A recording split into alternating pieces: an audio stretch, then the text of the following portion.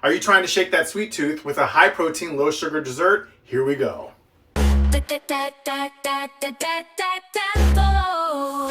gonna grab our bowl and put our protein shake in the bowl. Grab your Jell-O mix. Make sure this is the chocolate fudge instant. Now put that in the bowl. Now you're gonna have to whisk this a really long time, and I don't have the patience for that, so I'm gonna use an automatic one. Here we go. Grab the whipped cream. I got the 0 sugar. Put some in. I have some holiday candy left over, so I'm gonna grab some Reese's Bells and chop them up. I didn't say this was 0 sugar, I said it was low sugar. I'll top this with those. It's all come together and we're done. Now we're just gonna taste test. Here we go.